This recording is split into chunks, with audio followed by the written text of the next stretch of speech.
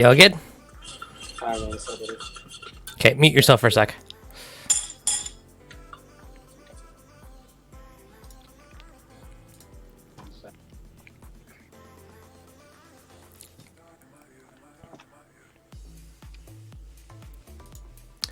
What is going on, guys? Welcome to the Wednesday night live stream. And quick shout out to Cruz.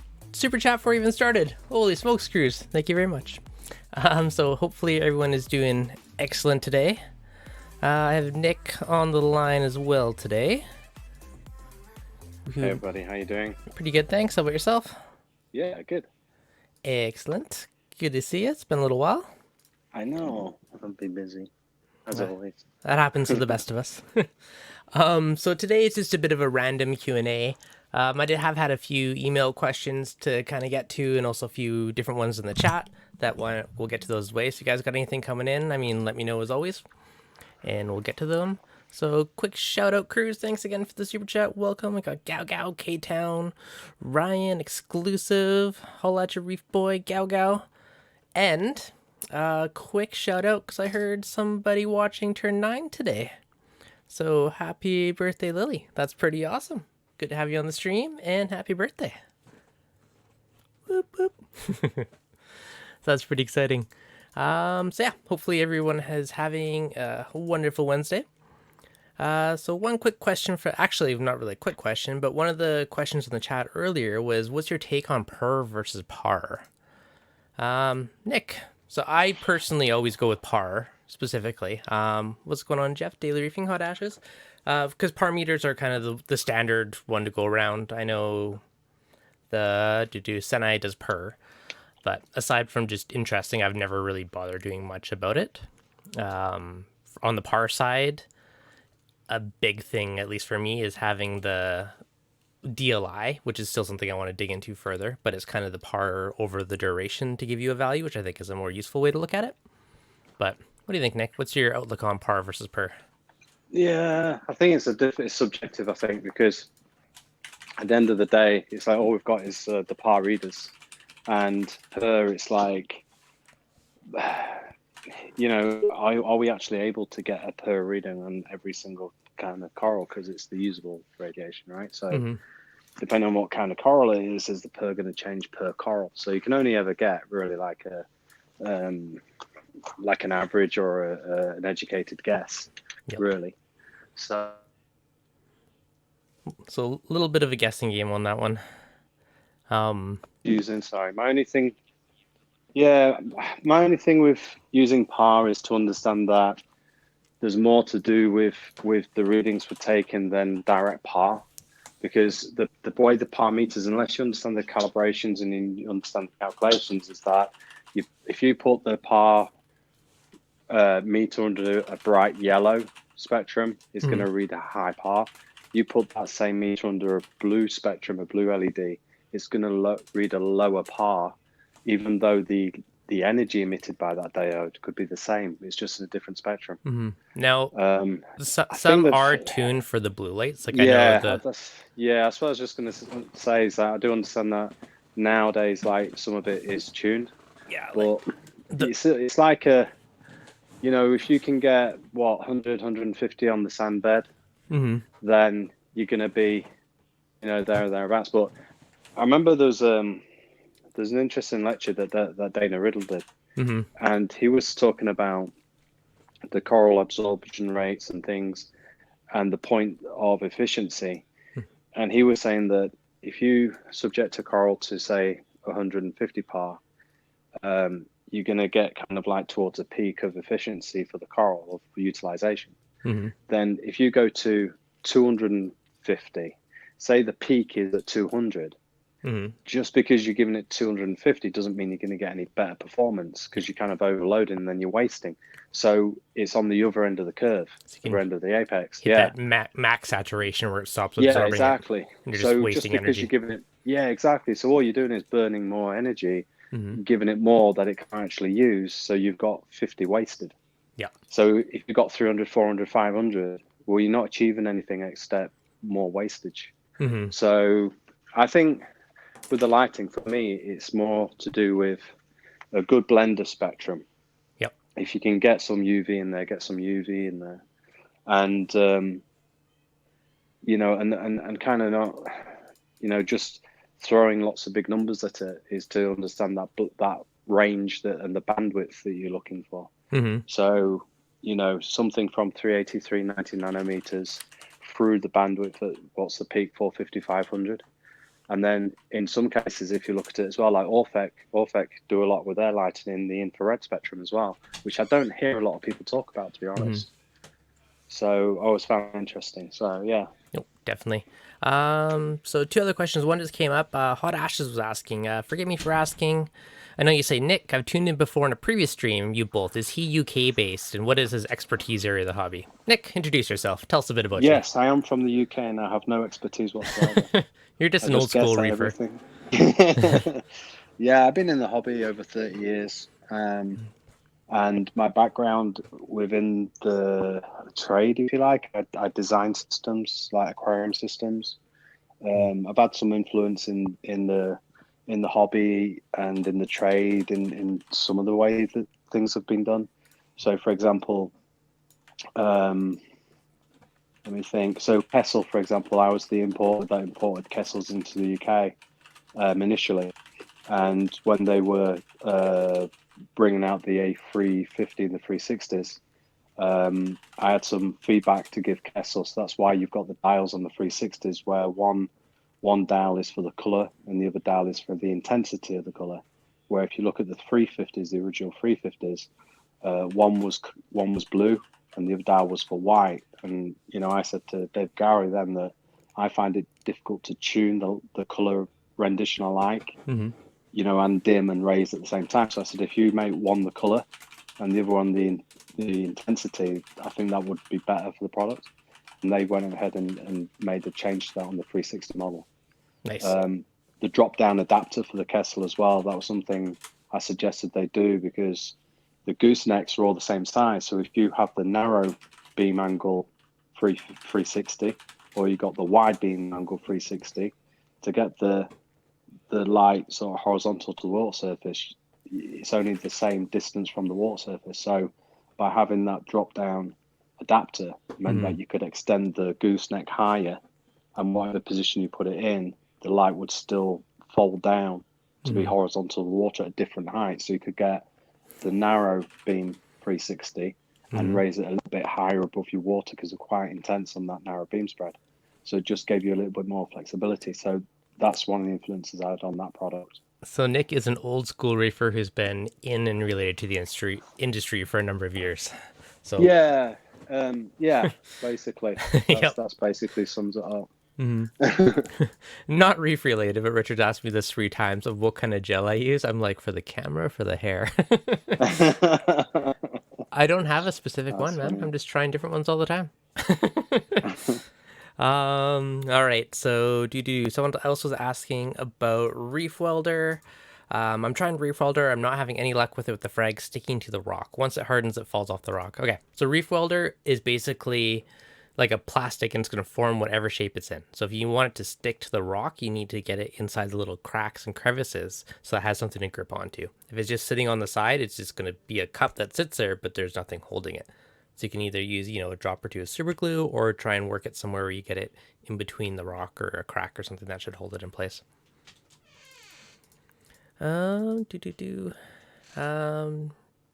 My cal is 360, Elk is 13. I dose Bionic 2-part. Should I adjust the calcium? One thing to note is check your magnesium, because if your mag's off, that will mess with that balance.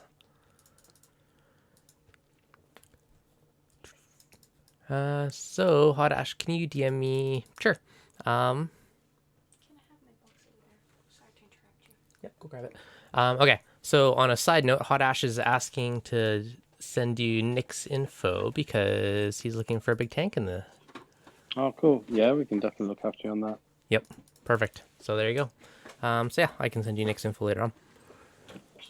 Okay, Sherry Shan was asking, do you still like the Clarity filter roller, or do you prefer it to socks? 100%. Socks are a lot of work and effort to change and clean. Filter roller, I put it on and forget it for a month. So I'm a big fan of the filter rollers. I've also seen a pretty good reduction in nutrients, which I partly attribute to the filter roller because it's removing those organics from your water before it has a chance to break it down. So yeah, I think there's a lot of benefit to them. I like them. The only downfall Yeah, is there's a consumable, obviously, is you got to replace it every X number of months or weeks. right. Interesting enough, I just did a system for one of the guys that runs a company called X Filter, Yep. which I understand is the same type of roller filter. So Chris at X Filter, I just supplied him with a system, Nice. and I think they're looking at prototyping some new products on that. Nice. So he was telling me all about the X Filter, which is saying pretty sweet product. It looks pretty good. It had a nice big roll, which is nice. The bigger the roll, the better, in my opinion. One thing that I haven't really seen a lot of companies do is put out rolls with different filter sizes.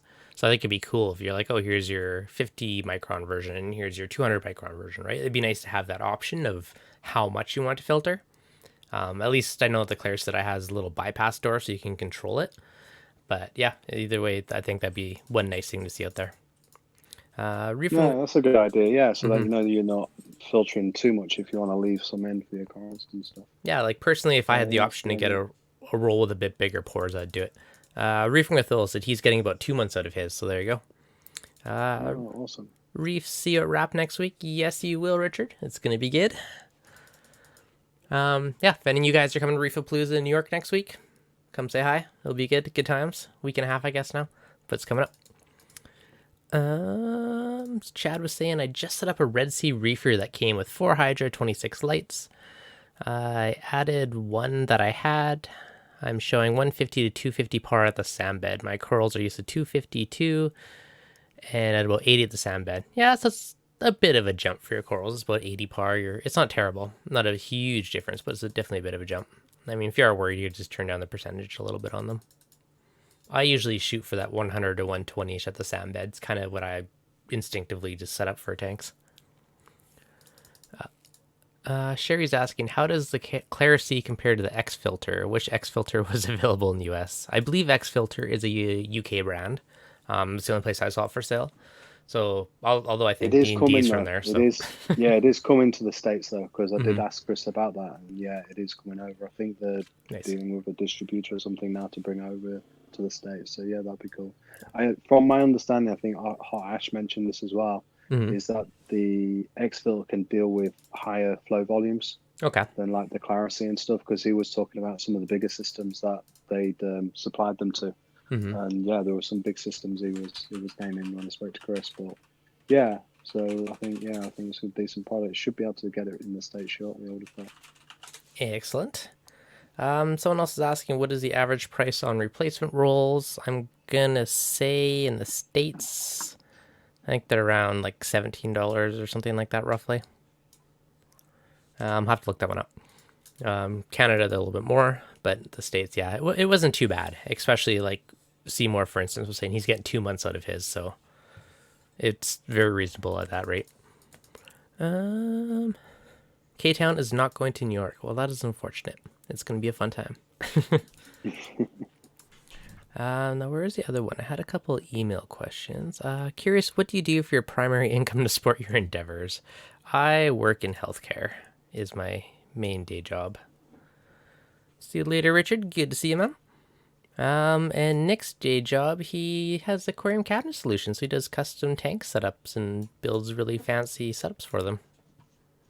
Yeah, I've been doing that for about 12 years now. Nice. So yeah, we've had some interesting projects, and yeah, it's cool. I'm doing a couple now where I'm using actuators. So I don't know Nice. if you go onto my YouTube channel, I think the video is still there, but there's a video of one of the systems I did for somebody in France, Mm-hmm. and the hood is on a remote control lift. So the whole pelmet with the light fixture inside it raises and lowers on a remote control. That's awesome. I like And it. I think I'm doing I'm doing 3 of those at the moment for different clients. So yeah, that's Nice. pretty sweet. That's cool. I was watching a video the other day, and they had their canopy had little like automated hinges where they push a button and everything just opened up. It was kind of cool. Yeah, yeah, I love that kind of automation. And this one that I'm using the actuator for it is one that you would use typically in the bottom of the bed, like the footboard, Oh yeah. where they have a TV that pops up out Yep. the bottom of the bed.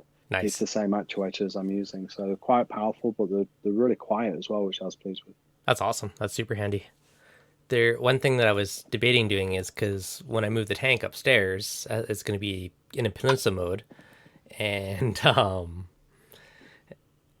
have actuators like at the bottom and push out like a little rail, so I had a little walkway along the stairs, so I could actually clean the side of the tank. Because I'm trying to figure this out how I'm going to deal with that. So having a little walkboard that went out of the bottom of the stand would be perfect.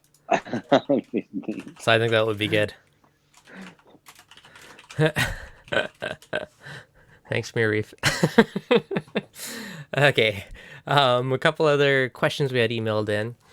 So, hey, Devin, I had a question to ask you regarding your lights in Ozone. Since you started running Ozone and the clarity of the tank has become like glass, did you notice your SPS getting too much light?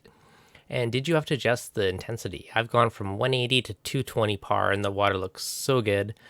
I saw some white tips and not sure if it's growth or too much light. So who better to ask than you since you had lowered your intensity or length of time? So I did not adjust mine. However, if you have not used carbon or ozone ever in your tank, then it could be a substantial difference. I mean, 180 to 220, that's about 40 par jump. So I mean, I probably wouldn't worry too much about adjusting it. I think the corals would likely be okay. But something to note, like if you run carbon on your tank, it's going to be a substantial difference as it absorbs all those organics and yielding compounds in the water. Same with ozone. After running ozone for a day, even, like, it's amazing how much clearer your water is. And removing all those organic bits of the water is going to increase the amount of light that goes down and hits your corals. Derek, yep, you definitely ask questions in the chat if you want. I had a few that were emailed in that I'm touching on and asking ones in the chat as they come up. So anything you guys want to know, ask away. I had to go to the dentist with a bunch of stuff today, so I didn't have too much time to prep a topic, so I figured free for all today. Good way to do it. Nick, have you ever adjusted lights based on running ozone or anything afterwards, or has it been not big enough impact to make a difference in your opinion? I think, again, it's subjective, really, because it depends on the lights that you're using. And also things like water depth and coral types, right? Where they're sitting on the aquascape. So, yeah, it may be something to consider if you've got a more powerful light and your corals are higher up, and if you have a lot of particulation before. But I wouldn't have thought it'd be overly problematic, to be honest. Yep. Yeah, I don't know with the ozone. I mean, I remember when we were talking before, Dev, about the time that you were looking at trying it and you tried it. And for me, I don't use ozone for like pathogen, reduction in the waters. Not and sterilization, like that, just clarity. Yeah, it's just purely clarity. And so for the amount that you use, I think I was telling you at the time, I've always used it like 3 hours a night, if that, and that's it. Yeah. But the water clarity I always got from that has always been amazing. Well, actually, if you're even just like, for you guys watching the video behind me, like that's 5 feet away, that coral where the camera is, and it's just super duper clear. Like the clarity from ozone's amazing. Yeah, so I'm a big fan of ozone. Yeah, me too. It's one of those things though, you don't want to use too much of it. Like you want to use just enough to accomplish your goals. Like I think that's kind of the best way to use it personally. Yeah, exactly. Yeah, I'd agree. So Derek was asking, how do you know how much carbon, what kind, and how much flow for carbon? And on the same token, how do you know when to replace it? Okay, so for me, I don't like to use a ton of carbon. I mean, ozone is my main thing. If I smell a little bit of a fishy smell from my tank or like an oceany smell, that's when I'm like, okay, it's time to change the carbon. So that's how I know when to do it. I just give it the sniff test, just give your tank a little sniff. If it smells like the ocean, then, it's probably time to change it. As for what kind, I don't really have a standard. I have about 4 different types. I just dump a little bit of each one in. Carbon does tend to get used up quickly. I run very low flow through mine. So I run, just a trickle over my reactor, and I just mix a couple different ones in. But same thing. I don't do massive amounts. So I do a small amount, and then probably once every 4 or 5 weeks I change it. Even though it's probably exhausted in a week or so, but... Yeah, that's strange stuff because I never do it that way. How do you do it? I always run like almost the opposite way. So I run carbon for no longer than a week, and then I might run it once every 4 or 5 weeks if needed. Yeah. So yeah, Well, I wouldn't leave it in longer than a week, just technically it's the because same it. thing. I'm just too lazy to change Yeah, it, or you take yours out. I was gonna say that's not by design, right? That's just pure slothiness You betcha, that you buddy. leave it for four Until or it 5 until it needs it, don't bother. weeks. Chad Kurtz, $5 super chat. Thank you, Chad. How long after the diatom bloom is it safe to transfer livestock from an old tank? First, thanks for the super chat. Second, for a diatom bloom. So diatom blooms isn't really an issue for the fish and stuff. It's kind of a natural part of the tail end of your cycle. So as long as your tank is fully cycled, there's no more ammonia or nitrite readings. I mean, you're going to be your nitrates aren't crazy high. I mean, you're safe to transfer your livestock now. In my experience, yeah, diatoms is kind of like paying your dues. It's part of your tank cycle. Everything's good to go, and it tends to always happen at the last, week or few weeks of the cycle, or just after the cycle, a few weeks later. It's just kind of part of the process, in my experience. How about you, Nick? Anything else? Agree? Yeah, that's what I'd agree with that. It's like depending on what you do with your cycle. Me, I don't light a cycle. I put fish in and use bottled bacteria, and I don't switch my lights on. Mm-hmm. Maybe for an hour or two a night, and that's it for the first 6 weeks, unless I'm adding coral. But I try not to add coral before then because I want an established cycle so Mm-hmm. that when I do put the lights on, I'm not going to get algae. And then even then, I find a very slight diatom bloom. But I always see, like you say, diatom is like in the cycle stages as a mop whopper. Mm-hmm. So Yep. it's like any loose bits of nutrients there that from the cycle, back in the cycle, like you say, the diatoms come and just mop that up and then it burns out. Mm-hmm. But yeah, I'd say the same as yourself. Really, for me, the diatom's got really no ill effect on the fish because I put fish in day one. I've been doing that for over 3 years now, and so to avoid the ugly phase or the algae phase, I don't light the tank. But even when the tank is eventually lit after around 6 weeks, like permanently lit for 8 to 10 hours, Mm-hmm. then I'll still get a slight diatom bloom. And sometimes even with that, if it lasts for anywhere up to a week, I'll switch the lights off again and it dies off pretty quick after that. So, but yeah, for me, there's no ill effects on the fish with having it. Okay. So here's another interesting one. You said you don't like to add coral until after the cycle. Do you No, think coral needs a cycle tank, or do you think there is any issue of just doing coral just straight in a tank full of water if there's no fish in it? to be honest, it's nothing to do with the cycle for the coral. Mm-hmm. It's actually because of the lighting. Because I don't want to light the tank You still for want any algae. longer than an Okay. hour or two to keep the algae back, Yep. then that's not going to be enough to sustain the coral. Where if I add coral to a tank before that 6 week period of established cycle, then I Mm-hmm. need to light the tank for a minimum of, I'd say, 5 to 6 hours a day, which then I'm at risk of being able to provide the algae spores with the lighting that they need, as well as there's going to be traces of free ammonia because the cycle hasn't become established enough yet to Mm-hmm. mop that up. So then I've got that magic combination of slight traces of free ammonia and light, which is what the algae spores need to develop, and then you've got algae, and then it starts to use phosphates, nitrates, and all the rest of it. So it's just simply for that reason.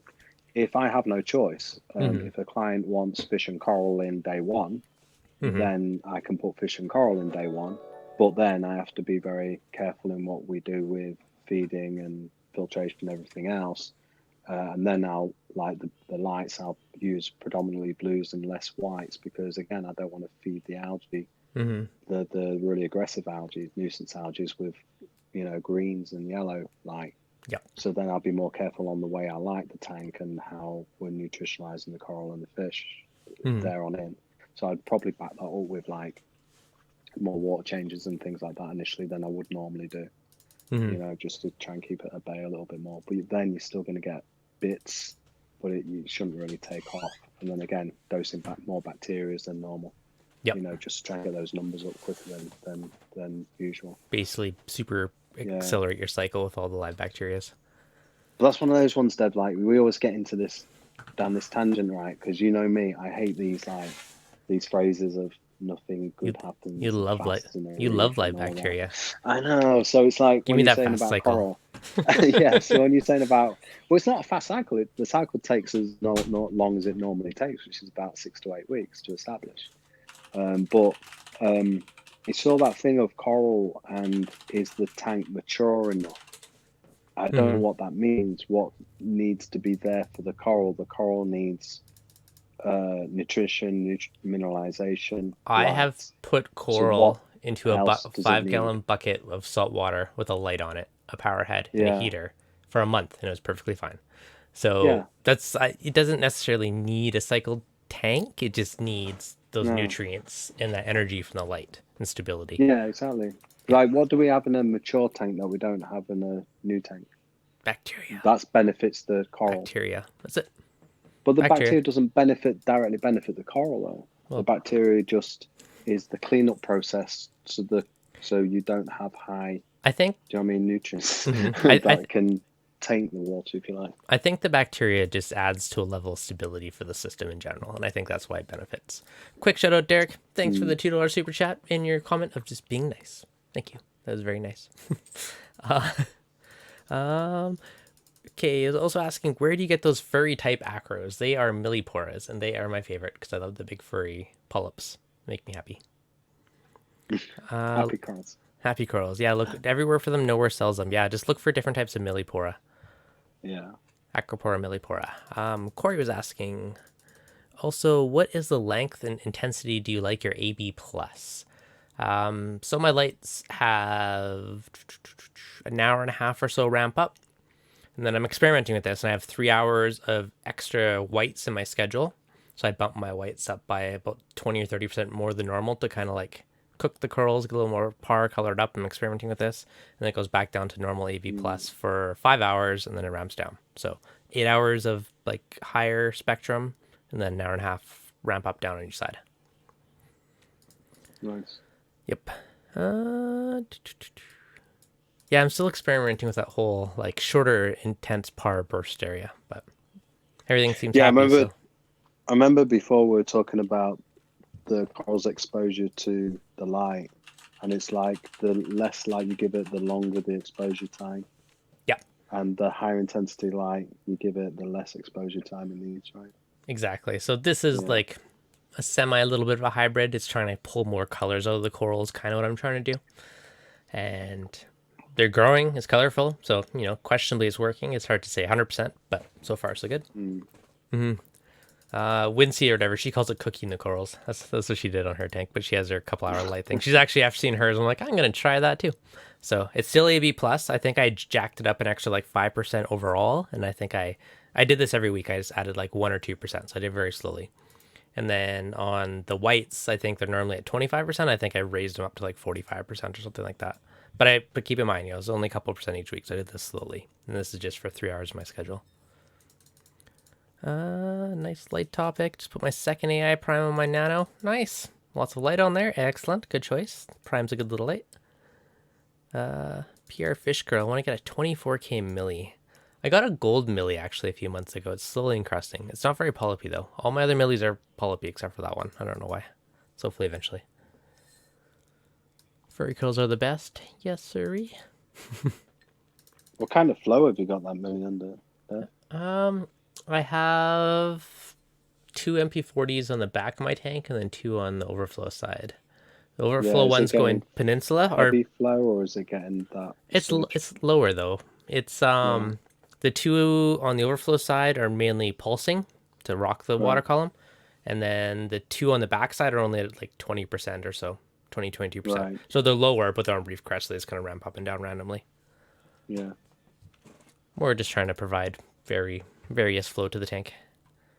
Yeah. G-Day reefing. Yeah, maybe try it in a different position or frag it. Well, it's all glued. There's no moving. My corals are on there for life. They're encrusted. Which leads me to say my tank is going to be a jungle of acros. It's going to require some bonsai pruning once they all grow together. Homegrown fries sunset is even richer. Yes, it is. You can't see in this one. I got a nice photo of this. I'll post it on Instagram soon. Standing wave, yes, random flow, or both. Ooh, that's a good topic. I know. So, variety is a spice of life. That's why I kind of have the long end of my tank more in the rocky motion, so more of a standing wave, and the opposite side is kind of reef crest. So it's a bit of a blend, and I'm sure they crash and randomize in between. But Palmer's Blue is amazing. Palmer's Blue is actually one of my favorites. It's up there. So what do you think? What do you think's better? If you could only have one, I say both or mix it up. Variety is the spice of life. See, that's the thing. I've been converted to that standing pulsing wave now because I've just seen how the corals aren't fighting a flow. They can gently ebb and expand, and I've seen that benefit the corals in the fact that there's more surface area to the coral by the big polyp extension. It can get more light, get more food, and so then overall benefit from that. And the other thing with the whole, again, going back to old school times, we were told get your power heads and point them at the rock to try and blast all the crud through. And all you're doing really is impacting more and more crud into the pores. Just pushing it into the rock and fill those holes compacting it. Yeah, so you're causing more. Me now, I see it's causing more of a problem. And all that chaotic flow, have chaotic flow so that there's no dead spots in the water. Well, by having that standing wave and that rocking water, the whole water column's moving anyway. So, and I think even more effectively than trying to drive water here, then everywhere through the tank, opposing forces of flow. So I think you get better momentum and just better flow rates with the standing wave, to be honest. It just rocking the whole column. Yeah, because everything's moving at an even keel. My original, you've got conflictions and cancellations of flow by one opposing flow hitting another opposing flow, and then you get a deadening of the flow. Very, very true. So where'd that one go? I was gonna ask.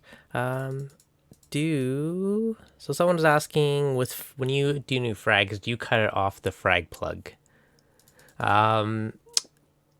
Depends where it comes from. If there's any suspicion of pest or anything, I will cut it off of the plug because the plug is usually where stuff hides. If it's like, what about the plug itself, though? Well, that's not see the plug as the problem. No, the plug usually is the problem. Oh, he's always saying with pests. Well, yeah, he's asking if we take it off the plug. For me, it depends where it comes from. If it is freshly glued onto it, I usually always break it off. Actually, most of the time I break it off anyways because I don't like seeing plugs in the tank. So I almost always will break it off. If it's like completely encrusted all over the plug, then it's 50-50. A lot of the time I'll cut off the stem and then just like put a bunch of glue in the bottom and pop it in place. But if there's, I dip everything. But if there's any suspicion of something on it, then I'll definitely chop it off and discard the encrusted base. But if it's super encrusted and big and lots of branches, then I'll want to save that. So it kind of depends on the situation. I was worried about the plug itself, what it's been made from, because knowing like how a lot of them are made and the ingredients used, there's a lot of plugs out there that I wouldn't want in my tank for a long period of time, because it's just leaching stuff in there. So that'd be more my concern is getting rid of the plug, just so it's not causing problems to your tank, leaching stuff into it. What does it leach? Like the ceramic? Yeah, the clays that they use, the stabilizers are not always reef safe stabilizers. I've never considered that. Yeah, so if you imagine you fill your tank with plugs upon plugs upon plugs, you've then got quite an amount of clay substance that if they've used stabilizers that aren't reef safe, then that's leaching out into your system over time. Yeah, it's not good. There's a couple of companies that have really done their research into finding reef safe clay. That all the binders and things like that in the clay is the stabilizers and binders is actually doesn't leach anything out. But there's only a few of those companies around. Interesting. I never went down the ceramic route with my clients before. I'm going to be starting a frag tank soon, so it'll be interesting to see what happens. Yeah. You know, Yep. like with plastics, right? Everyone says, "Well, is plastic safe? You know, or should we just use silicon? You know, what plastics are safe?" Mm-hmm. And it's the same with that. You know, there's a lot of plastics which will eventually leach out into your water, but it's one of those. You can get leaching, but then if you're going to close your tank down every 8 months, 10 months, you know, to redo a new tank or to redo the tank, then how much damage is it going to cause in that tank? Yeah. Where old school, a lot of the guys used to keep their tanks running for 5, 6, 8 years at a time. I So appreciate they a didn't break the well-aged tanks tank. down. Mm-hmm. Yeah. So then you've got more of an issue. I mean, if I don't know if you remember, or if you're around then, Dev, but we used to have something called old tank syndrome, which was the buildup of all the crud and stuff in the rock, and it slowly reached out until one day it just like was too much for the bacteria, and it would just go bang, and you'd get a crash. Well, those tanks, you're How? talking, I have a 5 years question. plus. How do you define Uh, a tank crash? it depends. Like when people talk to me about a crash, Mm-hmm. then that's basically the fundamentals of the basics of that ecosystem falling apart. Mm-hmm. So, like your cycle, just your bacteria dying. So it just goes bang, nothing. Mm-hmm. So like the support structure, if you like, collapsing. Like, That's what I see as a crash. is it fish loss? Is it coral loss? Like Fish loss, everything? fish loss in terms of like, say you get white spot or Bruckinella or something else that wipes your fish out.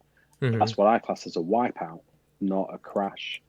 More of a wipeout, because your tank itself could be still healthy. It's Mm-hmm. just you've lost your fish Okay. because the disease, infection, whatever it is, Mm-hmm. has only affected your fish, but it hasn't affected your system as in general. But when you've had a tank crash, that's like the support structure of the tank itself or the system itself has fallen away for whatever reason, and Mm-hmm. then it's not sustaining any life in it. Okay. No, I'm just That's curious. how I see it. I've never Yeah, had a I don't know if anyone massive else got a different. loss. Like I've had some corals Yeah, RTN or STM, but I've never lost like everything. So I'm just curious, like yeah, what defines it? Because I hear the term used a lot. So I'm just curious. yeah. I don't know whether the people using that term are even using it correctly as well. So they could say, "I've just had a tank crash," Yep. and they tell us the story, and it's like, "You didn't have a tank crash; you had a fish wipeout." Well, yeah, You this, know? this is why I just kind of curious Yeah. how you define it. Okay, I got to quickly hit a bunch of Mm, these questions because they're all scrolling off sure. screen. Gabe wanted to know if we could trade corals. I would normally say yes at Macna, but I am doing a coral restoration foundation project right before Macna, which is going to be pretty cool. Like going out with coral trees and help doing that. So I'm going to do that the Awesome. week before Macna. So I think it's gonna be a really cool experience. So unfortunately, I cannot bring anything down because I will be coming from somewhere foreign and tropical on the way there. Hmm. Derek's going to be your first Macna. Heck yes, that will be excellent. Am I going to Ian? Yes, homegrown Frag. So that's for the coral restoration one with Ian. So I've been kind of working with him to help do some stuff with it. So kind of excited for that. Current plan is hopefully going to go be down to the Cayman Eco Divers and go down there for a week, and then come back to Orlando and then go to Macna. So I'm trying to do like a little roundabout trip because it's basically the same price as me just flying to the Cayman and back to do this. So hopefully trying to make this all work. I only booked a one-way ticket there yet. I'm just going to figure out the rest after. I'm waiting to see if the wife is going to come to Macna or what's happening and figure out after that. Okay, there's a few more questions. Should I keep a 1-inch blue Tang in a 70-gallon? That is fine for now, but it will eventually outgrow it. So just know that one day down the road, if it starts to get big, you'll either want to upgrade your tank or have a friend with a bigger tank that's willing to take it down the road. Or just don't get a tang. Or I just hate don't get a tangs. Tang. You're such a Tang hater. Get a nice fish instead. Or you can be like Nick. Okay, Dirk was asking, you're familiar you're familiar with Clarity roller mats. How do you know if too much flow is going through them? Mine seems to be bubbling a ton, and the water height is very high. High is normal. The water height does stay high, and as it raises to the very top, it hits the float switch and advances the roller, and it'll drop a bit, and it'll slowly raise up again as it gets dirty. So that is normal. If there's bubbling happens, that probably just means your drains aren't fully tuned. Ideally, if you have a gate valve on it, you want to tune it so you get all the air out of the line and it makes it silent, but I'm kind of guessing that's probably what it is if it's bubbling. Okay, what else? I'm trying to scroll. I'm like way off the screen here. Good question. All right, if I missed your question, ask again. I'm trying to like scroll way down and catch up because there's way behind as we were chatting. I completely missed him.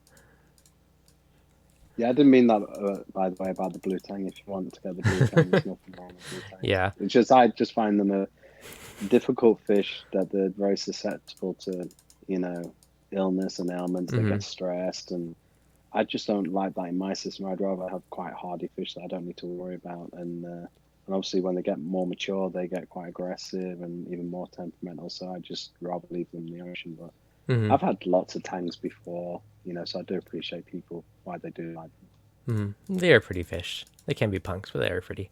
Okay. Yeah. Somewhere I can't find the question, but I remember reading it. They're asking closed loops versus powerheads. Closed loop is nice because you don't have powerheads on the side of your tank. You can have it all hidden underneath. I'm always a bit wary because it just seems like asking for trouble having holes all through the bottom of your tank. So I like the idea of them, but I've always avoided them just because it seems like another potential issue or layer of failure in a tank. So, but I do like the idea. I would love to not see any powerheads. I don't like seeing equipment. So the more you hide, the better in my mind. So mixed opinions on those. Gabe, how long did it take you to have acros successfully? Acros in general. Okay, if your tank is stable, acros are happy. In my first 100-gallon tank, my first shallow reef tank, everything was great for about a year, and then I had this something was wiping out as STNing, and I lost a bunch of macros. It was very sad. On the flip side, like my nano, I've had acros in since day one. Like literally within the first week, I put acros into it, and everything's been happy, never an issue. Now, one thing with that, I do regular water changes on that tank. Not every week, but in general, I'll do like a 5-gallon water change a week. It's 20 gallons, right? So over a month, that's 100% water change. And I think doing something like that on a small tank basically negates any issues because it's going to be diluted and replaced. So on nano tanks, I find really easy in that respect. So yeah, in general, I mean, I've had a few that I lost in my earlier days. You get some in the RTN or something and you're sad, but overall, I've had tanks where they've been good to go since day one. So when is Macna? Macna is the last week of August. And this one is in Orlando at Disney World. So if you need an excuse to go, bring the family to Disney World, win-win. Do you have any experience with Vibrant? If so, does it bottom out your nutrients? I have used Vibrant. I use it in the nano at one point to get rid of bubble algae. And it took 5 or 6 weeks, but I did get rid of it. It's kind of like a form of carbon dosing and bacteria and a bunch of other stuff mixed into it. So I don't know if it bottoms out your nutrients. I don't think I was actually testing nutrients at the time. But it did work for get rid of algae. I had little bits of hair algae that was gone. All my bubble algae was gone. So it definitely does work. Cucumber helps. Some people say you should dose a little more of this and your levels are slightly off. Then there's a lot of others that say you should dose equal parts. What's your take on this? Okay. I have equal parts has never 100% worked for me. In the past when I was dosing, my tanks always seemed to suck up more elk than it did calcium. So I've always dosed heavier on the elk side. So it's never been 100% equal.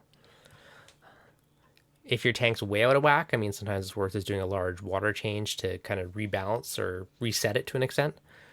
But usually if your magnesium's low, that can really cause things to be out of whack. But if your magnesium's good, so always look at your magnesium first. Then, they should be fairly close, but it's semi-normal to be a little bit off in your dosing. What age is that tank, Dev, that we're talking about? I don't know. Which one? Which one of the many talking points? Sorry, the one that they're saying about the do dose equal amounts. Oh, Reef, how old's your tank? Because the only reason I'm asking is because the thing is to understand as well is there's my saying that the rich tapestry of reef keeping, because a lot of us, like when we talk about dosing, we always talk about coral uptake.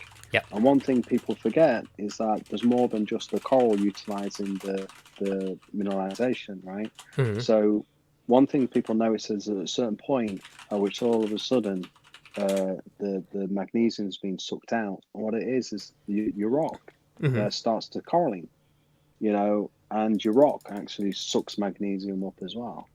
I know So the rock does, eh? I know the core line would obviously because it's yeah, calcifying, well, but because it's calcifying. That's what I mm-hmm. mean. That the rock's sucking it up because the coraline's calcifying on it. Mm. That's what I mean.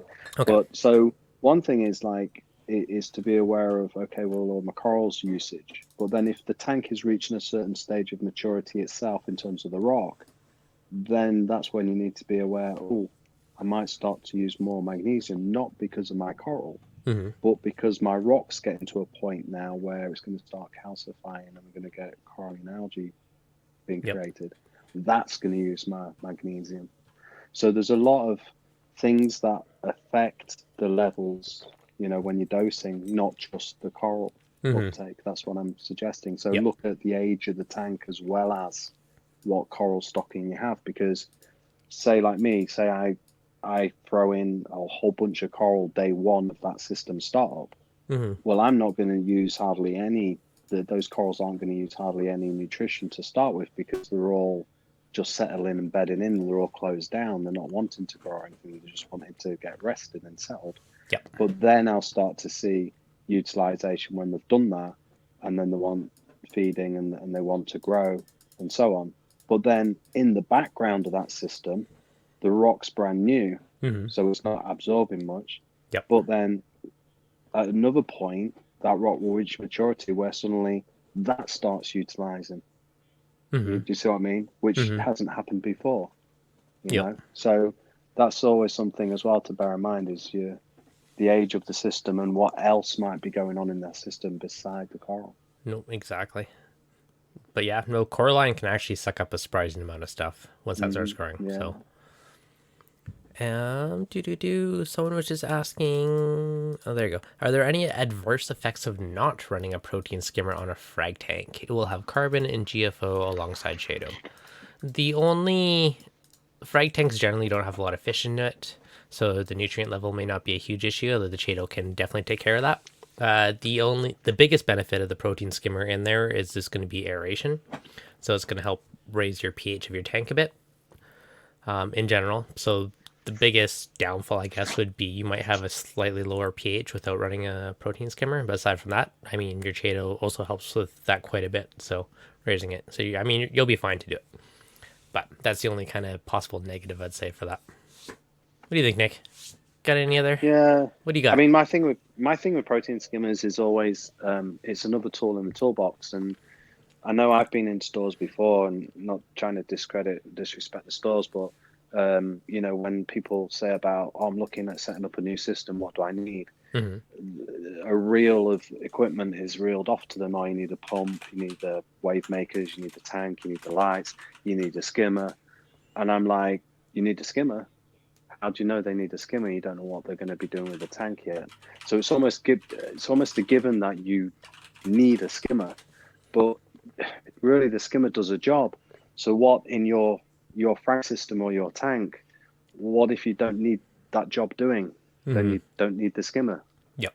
It's there to mechanically export, particulation. Well, if you're not putting enough particulation into the system to overload it, and you've got a very well balanced system, you've got a lot of frags, you've got a lot of stuff in there absorbing and taking up that particulation, so you don't have excess that then is going to, decompose and cause you other issues.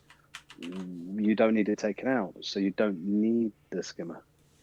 So I don't. The way the question's worded, like, is there any negatives of not using a skimmer? Well, no, not if you don't need one. Mm-hmm. Yeah. If you need one, then yes. If you All see right. my point. So yeah. So aside from dealing with nutrient load, I mean, aeration to the tank is the biggest advantage that I see, because most tanks now, like back in the day, your water's crashing over overflows and all this stuff, and that provided good aeration. But now everyone wants a dead silent tank, or at least I do. So I made sure all my drops are very minimal, and there's not as much turbulation from water falling and that type of effect. So you don't get as much oxygenation in the water as you used to. So I think, and that's most tanks now because everyone wants it silent. So I think Skimmer is good to provide that oxygen to the water. I mean, you could do bubbling and other stuff, but just something to consider. That's the only big thing that stands out to me. And that's the thing with me. I'd much rather buy an air pump and an air stone than a $500 skimmer, you know, to aerate the water. Yep. There you go. You got options. Okay, Derek was $30 or $500. You don't have to buy a fancy skimmer. So no, you don't have to have a skimmer. Best way to combat diatoms in a well-established tank. Been cycling for weeks. Now my 8-year-old tank got nutrients in check, so will they just go away? Diatoms always tend to just go away on their own. Usually if you're getting them in an established system, it's usually something changed and caused a little mini cycle inside of it. But yeah, it's one of those things. It could be something else too. If you're dosing trace elements, I know too much iron or certain elements will create that kind of brownie look on your sandbed. So that might be something to consider as well. It might not actually be diatoms. Like if I've dosed too much amino acids, I've had that kind of orangey brownish on my sandbed. If I've dosed too much iron, I've had that. Then, you know, and it tends to go away after a little bit on its own. Yeah. Another thing, really easy thing you can do is just knock your lights off for 3 days, 3 or 4 days. Yeah. And see if that has any effect. And sometimes you'll see that it just burns it out, just doing that. Ozzy, is there any downside to running a pH above 8.4? Mine's normally 8.6 to 8.7. That is definitely up there. I've never had it that high to find out. How high is too high, Nick? What do you think? I'd say you're okay with that because it's a healthy amount of oxygen. Yeah, I don't see any problems with that as long as it's stable as well. Yeah, I don't see any issues with that. Scott Harry Reef, what camera, stand, stabilizer would you recommend for iPhone recording? I actually have two. The budget one, I would say it is like ZINY or something like that. Monday I might actually do a video on all my gear. And that one was like 100 and something bucks off Amazon. Works really well. It's super simple. If you want to be fancy and use a wireless mic, it is, what's it called? I will get back to you when I remember the name. Anyways, I found one that doesn't block the mic port, which was a big thing for me because then I can use better audio equipment with it. Yeah, maybe I'll do that one day. How to make reefing videos video. How long can you go without a water change? Oh, that's a good one too. Yeah, I have mixed opinions on this. Okay. So some of the Zeovit and all these methods, their big claim to fame is you don't need water changes, ... unless we tell you to. So to do a water change, you are doing a water change to either take something out or to add something in. So you're reducing your nutrient level or something nasty in the tank by doing a water change. Or you're using them to replace elements if you're not really dosing much. Or could be using it for trace elements, that type of stuff. So those are the two main things. So it's you're adding or you're diluting something by helping remove it. So if you have, in theory, if you are taking care of those by, exporting stuff, re-adding stuff, all those elements, and you have really good filtration, in theory, you don't really need a water change. However, I always find my tank looks best when I just do small water changes. Just throwing this out there. I've not done water change for a long time. In my 160 gallons, sometimes I'll just do a 5-gallon bucket. Try and do that once a week. That's my goal when I do it. But just that little bit, I don't know. My tank is always just happier. So if you're slacking, I'm a big fan. One day I'm going to automate water changes. But so you don't have to do them if you're taking care of adding and removing what the water changes would be doing.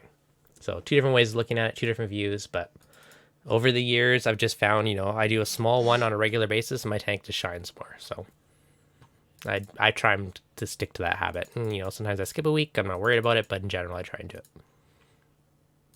So, but I've seen people go 6 months, a year without water change. So as long as you're taking care of it from other means, you don't have to do them. But just make sure your levels are all in the proper zones and everything. So Eric, thanks for the input. I have 2 spare skimmers, and I will have at most 2 fish and cleanup crew. Yeah, so it's pretty low low load. And if you already have a skimmer, I mean, you can always put it on timer too. Just run it at nighttime and increase oxygenation at night. But or not even use one. But if you got it anyways, got nothing to lose other than a little bit of power. A couple bucks a month. I wonder how he gets it so high. I know, right? How do you get that magical pH of 8.6 or 7? Check the test. Yeah. It's like, oh, it wasn't. It was 8.2. I know. You think you're doing, so my pH was always like getting up there, like 8.2, 8.3. I was all happy and I recalibrated my probe and now it's like 7.9 to 8.1. I'm like, where'd it go? But I don't know if I should replace the probe or not. Could be. Can you just dose calcium and no elk if your calcium is 360 and your elk is 13? You could, yes. Check your magnesium first. I always tell people to check their mag, because if your mag's out of whack, it's going to skew your results. It's like a weird heater tottering effect. So make sure your magnesium's, that 1350, 1450 type of range is where I like to keep mine. But yeah, make sure it's not completely too low or out of whack. Yeah, and if you're dosing your calcium only as well, just be very steady with that, because you can get precipitation and it'll drop out. Yep. So nice and gradual. No, exactly. So slow and steady. One of the first things when people have issues with their tank too, always check your salinity. I find salinity is one thing that most people don't necessarily pay attention to. And if your salinity is out of whack, it can throw off, alkalinity. There's all types of readings that are all based on the proper salinity. So that's always one of the first things to check. And then if your elk and calcium's out of whack, make sure to check your mag first. But yeah, check your salinity on a regular basis. I find not many people do it, and it can sway a lot of time. Like if you're dosing a lot too, that can affect your salinity over time. Like there's lots of little things that can affect it. So something to keep in mind, especially if you're not doing water changes. That's one of the bigger potential issues. Is there a meetup link? Want to join, do ya? See, that's weird, Dev, because like pretty much one of the only water tests I do is salinity. Like I know it sounds bad, but I rarely check for nitrates, phosphates, and all that kind of stuff, because you can tell from your system and you know what you're doing. Like if you've got a good maintenance schedule, and you know the amount of bioloading you get, and you're feeding in there, you pretty much over the years you get a feel for things, so that well, I'm feeding the same, I've got the same sort of density of livestock, I've got my filtration, I've got the same maybe skimmer and everything else, and this is what it is. Subject to, like, I don't know, if you're doing water changes, a bad batch of salt or something like that, nothing's really changing. So, things don't really change that much. Yeah, if you've got coral colonies that are growing and they're 3 times as big as they used to be, then yeah, you can check your parameters for your magnesium and calcium and stuff. But your general kind of nitrates, phosphates and stuff like that, I'll be honest, I very rarely, I very rarely check them out. In fact, I've got a system that I've done 0 water tests on it at all, except salinity. I've actually started to test nitrates and phosphate. I do it once a month just to make sure it's all in check. But that's the one thing I've finally started to test, because now they're in that low range. I've been trying to up my feeding. I just have to make sure that they don't go too low. But hey, Terrence, how you doing? Hey, Terrence, how you doing? What's on? What's up, guys? Welcome. Yeah, good. Random question answering today. How about you? How are you doing? Oh, doing okay. Just enjoying the steamy hot weather out here in California. Is it nice and toasty out there for you guys? Yeah, it was like 104 yesterday. That's up there. Oh, nice. Yeah, it was pretty crazy. And everybody's got, the reef tank heat issues. Rich Ross was over at my place yesterday, and he was watching his tank from his phone at my house, because he doesn't have air conditioning. Oh no. So, oh yeah, it's no big deal though. He lives in Alameda, which is over next to the water in the bay. Nice. So you don't get that many days that are over 90 degrees there. That's all right. So were you guys, you're down in California, do you have a chill in your tank, or you have the big box fans by yourself? Is that enough for your cooling for any issues that you have out there? Yeah, I mean, I'm a little bit unique in that I have a remote sump that's underneath my house, that's in the back of the house, which gets a lot of shade from the trees in the back of my house, the big oak trees. Mm-hmm. So the hottest my tank gets, like right now, it's like 90 degrees out here today, and the air temperature in my reef cave is 77.8 right now. Nice. So yeah, so it's it it doesn't get too hot. I think it got up to maybe 82 under there when it was 102 out at my house. Mm-hmm.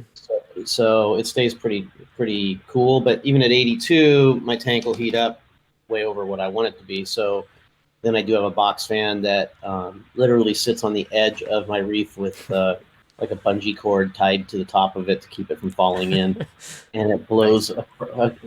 I am not the epitome of all those beautiful Apex tanks that you see out there with all their pretty plumbing and everything else. Mine looks more like a public aquarium behind the scenes. Nice. Which you never want to look at. You want to never see how the sausage is made at a public aquarium like in the street. Especially some of them, like the New England aquarium I went into. Oh my gosh. But yeah, there's a big box fan, and it blows down the 7-foot length of my sump, and through evaporation, it'll cool the tank down pretty quickly. About probably 3 degrees an hour, it'll cool it down. Nice. Well, that's pretty good.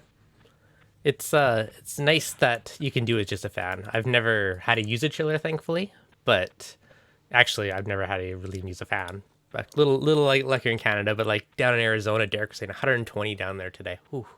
Like you don't have air conditioning? That's toasty for a tank. No, you got to have air conditioning down there. People didn't even live in those states until there was air conditioning. That's probably true. Help the migration down south. What's going on in your tank, Devin? Nothing. It's doing pretty good. I've just been letting it do its thing lately. Stuff's growing. It's happy. Probably due for an update video on the tank. It's been a few weeks now, but slowly. What's happening with the updated one, Dev? Have you ordered it yet, or what's going on with that one? No, I'm still working on it. Although I got that frag tank, so that's going to be happening in the near future, which will be kind of fun. Right. What about the feed pump for your calcium reactor? Have you had to change the tubing or anything in that yet? I've changed it once as preventative, so I'm using the Komora FX STP on it. I bought 4 or 5 tubes for it. After about 4 months, I just changed it. It was about $5 for the tube, so I changed it just as preventative. Probably do it every 4 to 6 months. Idea. I do it more often than not from some of the things I've seen. I'm not trying to throw shade, but it is definitely when those things go, they go. Good to know. So 4 months is probably a good schedule to be safe then, 3 times a year. I've always kind of wondered it. The one thing that I found though, a lot of people said it was like super silent, and then to me, I find if there's certain ranges where it's quiet, and if you go above or below it, I get these weird kind of electronic, kind of almost like harmonic sounds from it. Yep. So I purposely adjust my pH so I can run it in the range where it's quieter. But that's very typical. I don't know if that one just uses only a brushless or if it uses a stepper motor in it. I don't remember off the top of my head. But when you're running those kinds of motors, what happens is that the actual box becomes a speaker and has a certain resonance to the box that it's in. And so at different speeds, it actually will resonate differently. So believe it or not, on our dose pump, we actually adjusted quite a number of things in there to get the because it's not just the loudness of the sound, but it's the frequency and the type of sound that can absolutely drive somebody crazy. So so you actually have to tune these things like you're tuning a guitar or a violin or something, because at different frequencies they resonate differently, and it can be quite annoying. It's funny and interesting because you wouldn't really think about it, but yeah, like the little bit of vibration just transfers, and you never know what you're going to get from it. Well, the other thing too that people don't realize, if you take that pump or you take any of these peristaltic pumps, for instance, for that matter, your wave pumps inside your tank, your Ecotech pumps, any of them, and you, for instance, you take the dose and you mount it to a wall, and screw it to a wall in your house. Your house now becomes a speaker. Yeah. If your Ecotech, outside spinny thing is pushing up against the wall behind your tank, your wall becomes a speaker. Yep. If you don't have rubber feet under your tank and it'll resonate through the glass into your stand, into the wood floor down below, and resonate in the whole house. And certain frequencies, especially low frequencies, you might hear upstairs 30 feet away as a pump is revving up and down, simply because it's a low frequency and it'll just use the entire house as a speaker. Yep. On a completely random note, I have some little like novelty speaker thing that I got way back in the day, and it works off vibrations. You put it on any surface and it turns into a giant speaker. Same thing. Oh, yes, nice. Yeah. Yeah, you take a cup, you can take anything and turn it into a speaker. Absolutely, 100%. So, yeah, I do know that those, because they are semi-infinitely variable, right? Because they just have a knob on there, that you definitely are going to find certain places where it's going to make more noise than others. Yep. 24 to 31-ish was a pretty good range. Above and below that, it started getting loud. Interesting. I don't know if that's consistent at all, but on mine that seems to be. So I had my pH at 6.8 and another dropped to 6.7 so I could turn it back down slower again. And that again, slower flows, less wear and tear on the pump too. So that's 21 on their little scale, or on the mils per minute. Oh, on the mils per minute. That's low for milliliters per minute coming through a calcium reactor. That's pretty low. It was higher, and then I just lowered the pH so I could run it slower. Gotcha. Yeah. So that's kind of why I did that way. It's just literally to keep it silent or more quiet, I guess. Yeah, I think I run about 200 liters a day through my calcium reactor, and my pH level is like 6.58. Yeah, that's a good check. How many gallons is your tank? I think it's a big tank. It's like 600 gallons of water. Yeah, that's 4 of mine or more. And Nice. Yeah, and the corals are pretty much wall to wall in it now. They're big. Oh, that's awesome. So it's dropping it down. And as soon as it got hot too, it started using probably about 15% more alkalinity as soon as my tank went up a 1.5 degrees. Oh, really? That much growth, eh? Well, it's just, I think, just the activity from the corals. The corals. Metabolism. In talking to Rich yesterday, he basically said, "Hey, in some of the stuff we've seen with these seasonal changes that the corals go through as they're prepping to go off, as he calls it, or what have you, is that they'll be kind of just hanging out and growing a little bit, and then all of a sudden they'll go through these spurts, like as they're getting ready to spawn or whatever it may be, and it generally cycles with the temperature. So it makes sense. I keep my tank at like 74.5 in the winter, about 76.5 in the shoulder season, and around 79 to 79.5 in the summer. And as soon as it went up from 77.5 to 79, the last 3 or 4 days, you could just see on my Trident the alkalinity just go boom, boom, boom, boom, boom, just keep stepping down all the way. And I kept adding more Triton, number 3 to it, and I still couldn't get it. I finally got it to hang out now at like 7.5, and it and it was a lot higher. It's pretty interesting how that works. That is. Well, like, I know the temperature, it kind of regulates the metabolism in your tank to an extent. It's interesting. You change it throughout the year, though, eh? So you make it cooler in the winter and you go with the seasons? Yes, because of money. Oh, fair enough. Okay, that's a good reason. California electricity is super expensive, and because it's, again, under my house, it'll be 45 degrees Fahrenheit under my house in the winter. And, because of that, I'd be running those heaters a lot more than they already are, and it costs a lot of money. So okay, that makes sense. Just to get another 2 degrees out of it, which the tank doesn't even care, right? Yeah. Well, especially that it's established. I mean, running a cooler can almost slow the growth, to prune as much. I mean, depending on what you want out of your tank. Yeah, it is kind of funny to have that be a problem, right? For a lot of people, they look at it and be like, what? Why would that be a problem? Tired of fry? Yeah, crank it up when your tank's new and turn it down as it ages. I have nobody to give corals to. I mean, that's literally, I have these stags, this like blue tip green slimer that's growing out of the tank. Regular green slimer is growing out of the tank.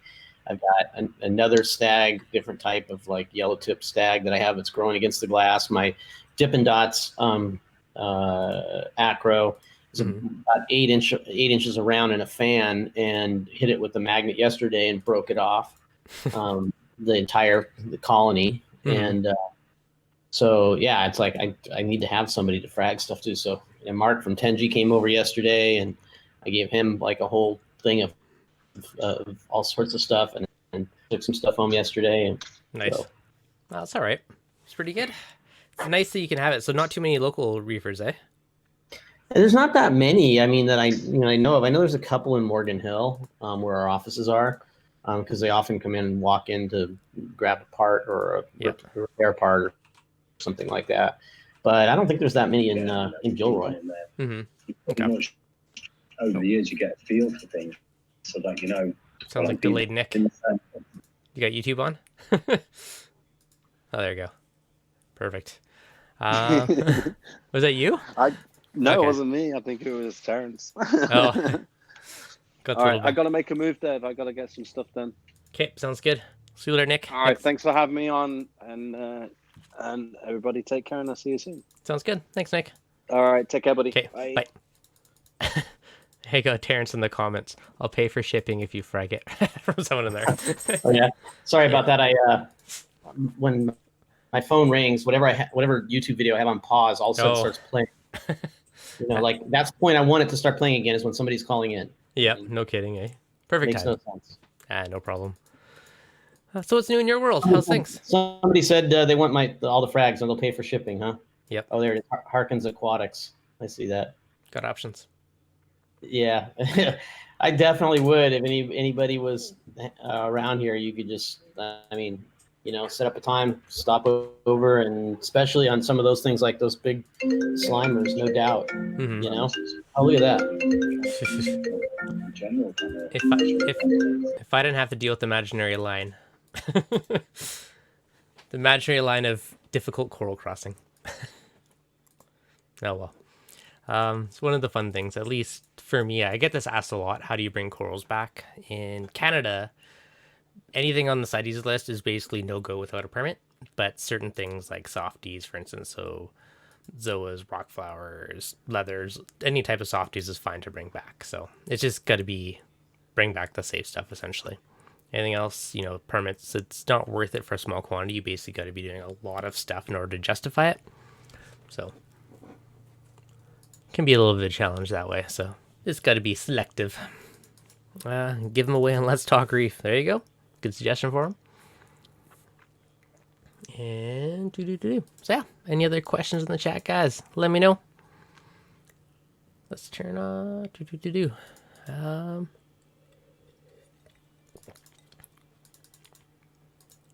where are you from? I am from British Columbia, Canada.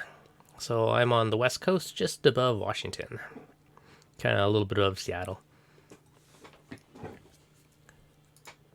East Coast reefer. Although, I honestly kind of feel like I'm on the East Coast lately. I've been over there for so many shows lately the last little while. It's kind of crazy. So there you go. I'd turn his back. So yeah, if any of you guys are going to Reefapalooza New York, week and a half, make sure you guys come say hi. It should be a pretty fun show. Kind of excited for that one. I've never been in New York, so that's kind of exciting on its own. But yeah, I'm stoked for the show. It'll be good. Have I ever been bitten by a reef animal? My clownfish has done a little bit of nipping at me. It's the only one I think has happened. If there's a little canyon tree leather coral in my tank, and if I touch it, he'll nip or attack me type of thing, or headbutt me, whatever he does. But just startles you more than anything. It didn't overly hurt, but yeah, just kind of, so many Canadians in Arizona. My aunt lives in Arizona, so it's been a while since I've been there, but I'll end up there one of these days to come visit again. Hot Ashes. When encrusting Monty, Tropic Thunder is slightly pale, would you look at nutrients or trace elements? Tank is stable, levels are in range. That could also be too much light. If corals are starting to get bleached, okay, two different things. If it's turning white, that could be a sign of bleaching, so it could be too much light. If there is no nutrients in your tank, then it could be starving a coral for nutrients. Same thing, like I've seen plates based on the nutrient level. Like I had a plate in my tank that was red. I gave a chunk to a buddy, turned pink in his tank after a few months just from his different nutrient levels, which is kind of an interesting way. I can ask him that when he comes back on about the Tridents. Do you have a local reef club where you're all doing anything for frag trigs like that? There's no real reef club here. I have set up a couple. I call it reef rings. We just went out for like some wings and drinks and hang out. I did a couple. That was all around Christmas time, so I haven't done one since. Probably way overdue to do it again. I do have a few buddies I trade corals with, but there isn't like a big reef club kind of scene here. It'd be nice to get a little more going where I am, but do you dose any amino acids and what kind? I have two little fishies, Acro Power. I don't necessarily have it on a doser, so I just randomly add it once in a while. Hey, Terrence, welcome back. Sorry, man. Yeah, no problem. A phone call there. No worries. Gotta do what you gotta do. Yeah, no kidding. Yep. So I saw there was one question there. Somebody asked me about small stores getting Tridents or something like that. Yeah. Someone else asked, right? how many Tridents are you shipping a month? Was the other question? Not enough. Not enough. Fair. I mean, we're shipping as many as we possibly can. So that's going to be what it's going to be, and the people that get them are going to enjoy them, and everybody else is going to have to wait a little bit, and there's nothing else we can do about it. So, I mean, think about it this way. I'm in sales and marketing. You don't think I'd like to sell 100,000 of these tomorrow? You can physically only output so much. Yeah, we can only do so much, and we do a lot of, I mean, they have to be obviously manufactured, and it's done here in Morgan Hill, by the way. This is not, we don't get these on a boat coming over from China. It's done here in Morgan Hill, and we can put so many together a day. They get tested, sub-assemblies get tested, they get burned in, they get calibrated, they get burned in again. I mean, there's a whole process that has to be gone through in order to make sure that, we can get them out with the highest quality possible. Nope, that's awesome. It's nice to know that it's pre-calibrated and pre-tested everything too before it shipped out. That's a nice touch. Yeah, exactly. We do calibrate them here at the office. I mean, the only difference is that I mean, the way that the Trident works, small amounts of water make a difference, right? Because we don't want to take a lot of water out of your tank, and so because of that, even the small difference of a couple of feet of where you pull the water from can change the calibration slightly. So where we pull the water from when we calibrate them here in our office could be different than the way it's set up in your tank. Makes sense. Is there a specific amount of hose for the intake water, or do you just have to recalibrate it if you change it? Okay. No, it's 5 feet. It can't be too much. Okay, so that's the length, and that's to keep it consistent with the calibration per that water draw. Well, among other things, yes. Okay, yeah, that makes sense. So it's asking, I have a nano tank. All parameters are good except KH, which stays at 13. Doing loads of water changes, should I be concerned? Check the salt that you're using. If you're doing lots of water changes, you could be using a salt with an elevated level, so your salt could be what's keeping it there. Also, if you don't have a lot of acros and encrusting corals that are sucking it up, I mean, your water changes are very likely just keeping it there if it's a nano tank. Hot ashes. I believe you got an Alcatronic. Do you allow the empty waste back into your system as advised? I do not. I have a waste container. I'm still on the fence about dumping that back into my tank. I'm not a fan. Yeah, they say it's safe, but I don't know. I just have a 1 gallon little space saver container on the side, and I just empty that like once a month or so. But I mean, for me, with the with the Trident, we're pretty strict with the directions fluids can go. Just as a precautionary kind of thing. So, the idea that that I can push something back into my tank, and then something goes awry in the device, and now my reagent is flowing into my tank. I mean, obviously with the Trident, it's not an option because those reagents can't go into your tank. Yeah. With the Alcatronic, that reagent theoretically can go back into your tank, depending on your tank size, because it's a diluted acid, right? Yeah. But as I said, I'm kind of a little bit weirded out by that. Yeah, lots of people do it and they say it's fine, but I don't know. I just put it in a waste container. It's a lot of people also say they don't do it because they're a little weirded out by it for the same reasons you and I say. Yep. Yeah, it'd be nice not to have that extra container, but it takes me like 30 seconds once a month to dump it out, so I'm not too worried about it. I'd rather just not have that concern. Yeah, the only other side effect is obviously it changes your salinity depending on how many tests you do, but like I read somewhere else, you don't do that many tests, so it probably doesn't affect you that much.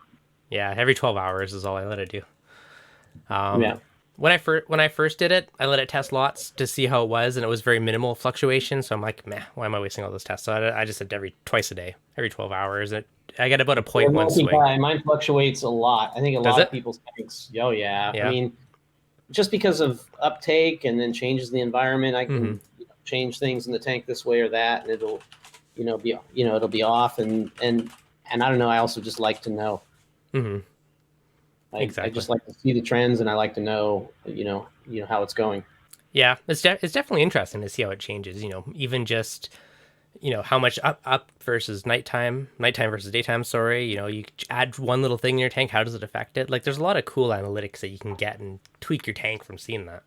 But I think it's more than that, because if you are dosing these things into your tank, as for a lot of people, right, and it's a little different. You're on a calcium reactor if you're not dosing anything else. Yeah. But if you are dosing 2-part, 3-part, whatever it is, the ability to be able to know in enough time of where it's going to make a difference possibly on your tank, if your dosing pump were to in some cases go off and you don't get any alkalinity for 12 hours, which for some tanks like mine would be a big deal. Huge. And in the other direction, if it goes awry and just is adding, nonstop the tank, and you don't have a tank like my size, then you also can get into a crazy situation pretty quickly. So on all three, So here's an interesting one for you. You have a calcium reactor, and are you still dosing Triton on top of it? Yes. Okay. Now, since you've had, I know you've obviously had one for a while in your tank testing it, but have you adjusted your dosing or when you dose to try and level out those curves using that data, or have you just used it more for analytics or to know how things are going? I actually use the the automatic dosing, the automatic dosing on the Triton side to basically take that last mile. So nice. It doses more during the day than it does at night, and it automatically adjusts that dosing for me. Nice. No, that's pretty cool. So just level it out. Yeah. But right now it's not leveling it out because the amount of drop exceeded. This is the beautiful thing about the Trident is that a lot of the other systems that do the automatic change kind of thing, they actually just turn off, right? What happens with the dose is it actually goes back to your nominal value. Yeah. So in my case, what ended up happening was it kept asking for more and more, right? And when it got to 35% more than what my baseline level was, it went back to the baseline level and sent me a message and said, "Hey, can't do it anymore." Yeah. And so I changed my baseline level up because, like I said, my tank's consuming more now, and then now I can start to level it off. Oh, that's a good safety feature. Nice. No, very cool. Because if all of it did was shut it off, and you were getting just repeated, let's say, high levels. Yeah. Let's say then all of a sudden, if it was reading wrong for whatever reason, now you've got a DKH of 6, right? Real quickly, because you've shut it off, not just brought it back to the nominal value. No, that makes sense. So calcium reactor does the bulk of your work, and then you're using the Trident and dosing on top of that just to fill in those gaps and keep it stable above that. Right. Nice. Excellent. So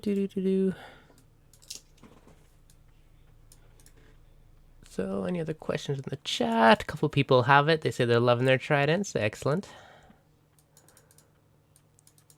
Yeah, it's been solid for us. I mean, we've had really good results. I mean, we've had a few shipping issues with damage and shipment kind of things with customers, but for the most part, customer experience with it has been great. I mean, it's been exceeding our expectations. And then, we did have some issues with the reagent bottles leaking a little bit, and we think that's pretty much resolved. Nice. We'll see over the next week or two, hopefully, if our fixes that we replace are going to hold. And yeah, we're just going to get them out as fast as we can. Nice. Yeah, everyone I've talked to so far that owns one, they're all super happy. They're all loving it. So that's awesome. It's easy. Yeah. I mean, that's one of the things people really appreciate the most, right? It's not just being able to do something, but how easy can you make it? How easy can you make changing out the reagents? How easy can you make setting the thing up? How easy can you make just getting the numbers and just having those numbers in your hands every day without having to touch a stupid test kit? Nope. Exactly. It's funny how much, because everyone always says like how much the hobby's changed over time, and now it to an extent it almost is going to be like an autopilot thing. Keep your corals happy, which is a good thing, like a big step, especially if we're not able to, if there's harder and harder to import corals, hobbyist trading and not killing their corals gets more and more important. So, right? So it's making keeping tanks easier and easier and easier with all this tech, which is pretty cool. What would you rather do with your time on a Sunday morning? Yep. I mean, that's how I look at it, and some people also have said, I just don't like the idea of having to, I don't need a calcium test every day, I once I'm like, okay, so at the end of the day, when you get 14 tests in a week and they cost 7 cents a piece, it costs you basically what your one time a week costs you. Just ignore the other tests. Fair point. You have to do any. Yep. So, because once you do 2 tests on the weekend with your HANA calcium checker, it's the same price. Yeah. That one is a pricey reagent. I don't know why. At least in Canada it is. I don't know how it is in the States, but... Yeah.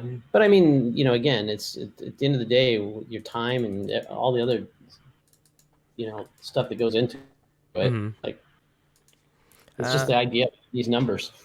Yep. Tidal Gardens, does the Trident need an Apex controller or is it standalone? It does need the Apex controller. What rock has he been living under? Doesn't he run a YouTube channel or something? He does. So how would he not know that? I mean, everybody's been complaining about how long it took the Trident to get to market. That information certainly be out there, wouldn't it? Yeah. So it does need the newer Apex. Sorry, I'm just teasing. It's just my nature. You are. I know. I'm used to, I know you work. Yeah, so it does. It doesn't work with the classic. You need the newer silver and orange Apex to run it. So you need the more powerful brain. I see that question asked a lot. Yeah, you mean the one that's been out for over 2 years? You betcha, buddy. You betcha. Hey, I still see all the time. Why want to work with my classic? Oh, yeah, exactly. Those TI-83 calculators just can't handle, the big new equations of fancier newer computers. It's better technology, faster computation to deal with it. So a lot of reasons. Yep. There's a lot of reasons it had to be that way. We've gone down that road a million times. It's just, I guess you hadn't heard it yet. Yep. So yeah, what is the best 75-gallon to buy or 100-gallon tank? Whatever fits your space the best. I'm a big fan of longer tanks, so I'll go for whatever is longer and fits in your space. It gives you a lot more to work with. I prefer length over height. The other kind of tip too of buying a tank is don't get one that's too high that you can't reach the sand bed. Like ideally, it's nice to get. I always kind of go for armpit height so you can still reach in there and actually place stuff in your tank. I see some people are using tongs to move stuff, and it's just a bunch of extra effort and work that. My tank's 32 inches high. Is that armpit height? Well, how tall is your stand? 42 inches. Do you need a stepladder to reach your sand bed? I just stand on the beer ledge. That's fair. That works then. So you got a solution. No, it's just funny because it's armpit height. Because some people are like, 30 inches is too high. It's like 30 inches is about as long as you have something to stand on, obviously. Yeah. But in my opinion, unless you're putting a tank right next to your sofa to look at, you want a taller stand anyway. I don't like any of the low stands anyway. So even with a 24-inch tank, for me, you're probably going to need a step stool regardless. Mm-hmm. On my newer one, I lowered the stand to make the tank higher on this one, just to keep it all level and balance it out. So on my future upgrade potential stand that I'm doing, when I put the tank upstairs, I've been working on devising a way to have a secret little walkboard that slides out of the stand so I can actually clean the glass that's floating over the stairs. So I got a few ideas to work on that, but you got to make your life easier. That's going to make you actually do the maintenance. I have a step stool I pull out. I step up on the step stool. I stand on I can walk all the way around the tank because there's a beer ledge all the way around the tank. So yep. Nice. I can get anywhere in the tank. It's 32 inches front to back, so I can reach to the back all around. And you do get water all the way to your armpit, but it's nice having a tall tank too. Mm-hmm. It definitely improves the look. It has more visual impact having that height, that tall tank. Yes. And your corals don't grow out of the water as fast. There you go. Well, it depends on your aquascape, but yes. That's actually another good tip. If you are escaping a tank, do not put your rocks right to the top because you will have issues. God. Leave headroom for corals to grow. Yes. That's a lifelong lesson. 'Cause lots of people will escape with the rock and not consider the coral. So always, keep it a bit lower. I like having that like third of headroom on your tank. Yeah, at least a third, no doubt. Terrence, please tell me your guys are working 24/7, working on a 24/7 Perry pump, please. Yeah, we don't talk about anything that we're working on, but it's kind of surprised me how many people have had an interest in that. Is how many people are. I kind of think it's self-selecting though. In People with that, calcium reactors. yeah, people with calcium reactors generally are people that are more connected into communities or listening to live streams like this and whatnot. Mm-hmm. And so that's why it's you've got basically a selection bias there. Mm-hmm. That's built in. I mean, it's no doubt that a lot of them have sold, but in the big picture of things, how many is it really as far as a product comparing to something like the Trident? Mm-hmm. Well, yeah, it's obviously a much bigger market. Something for the list when you run out of ideas. Not that that'll ever happen, but a 30-inch tall tank, the water value of 25 inches. I'm so confused by that one. 35 T. Custom tank because I'm short. I mean, I don't know. Regardless, it just when I see people that can't reach the bottom of the tank, that's always short-lived. They always complain. They always want a new tank. And same thing with wall tanks. Like wall tanks look really cool, but a year or two down the road, they always complain. I can't escape it. I can't reach it. I can't get a certain thing. So it's in walls are a pain in the butt. In wall tanks are not they're not, in my opinion, a hobbyist's friend. There are a number of prominent hobbyists that do have in walls, but for the most part, they're an architect's kind of friend, mm-hmm. but not a hobbyist friend because it's hard. It's hard to see what's going on, and then usually you got to walk around to go to the front and see what happened, and walk back around and see what's going on. Yep. Set up a video camera or something, and then left is right. It's kind of a real pain. And then when stuff really starts growing, now you're working in the back of the tank, which is really the front of the tank because you're working on it from the back for most people. I mean, some people do have in walls with the lift ups in the front and stuff like that, and it's still a quasi in wall, but yeah, those I think can be a pain. Yep. Harkins, I hate in wall tanks as a service company. Yep, agreed. Because you have to escape it and maintain, do stuff without seeing what you're doing since you're looking at it from the back. So you're like, do something. Hopefully my visual will change. Looks good. I don't know. I agree with you. It always seems like a good idea at the time. Then I hear some people complain down the road. You want to see a beautiful in wall? The guys there at Tenji and Carmel. So if you're in the Carmel area or you're going out to the Monterey Bay Aquarium, they do have a showroom there. It's a beautiful showroom, by the way. Nice. And they do have a gigantic in wall. Nice. That'd be cool. Hey, are you going to Reef Palooza in a week and a half? Oh yeah. Are you? Oh yeah. You sound excited. Yeah. I guess I am. Too many shows. I'm tired of traveling. It's just not so. I mean, it's been kind of calm. It's not been too bad. But yeah, I mean, it's just a lot of work. I mean, to do it the way we do it, it's a lot of work. It's a big some setup. companies mail it in. We don't mail it in. Do you drive it down? What do you do? Like, do you set up your own tanks or do you sub it out? Well, that's a phrase, okay? You get one of your dealers to... yeah, sorry, you're Canadian. Mailing